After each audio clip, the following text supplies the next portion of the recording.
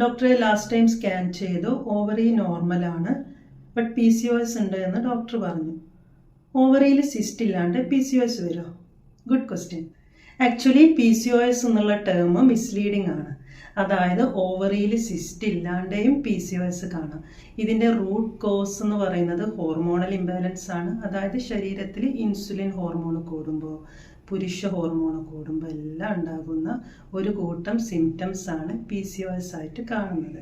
അപ്പോൾ ovarian cyst എന്ന് പറയുന്നത് ഇങ്ങനെയുള്ളൊരു സൈൻ മാത്രമാണ്.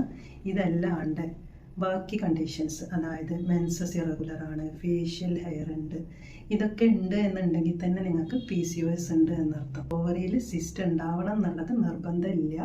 ഇനി നിങ്ങൾ മനസ്സിലാക്കുക, ഈ ഒരു ഹോർമോണൽ ഇംബാലൻസ് ക്ലിയർ ആവുന്നതിലൂടെ ബാക്കി എല്ലാ സിംറ്റംസും റിമൂവ് ചെയ്യാൻ പറ്റും. സോ റൂട്ട് കോസിലുള്ള ട്രീറ്റ്മെൻറ്റ് കൊടുക്കേണ്ടത് ഈ ഒരു ഹോർമോണൽ ഇംബാലൻസിനാണ്.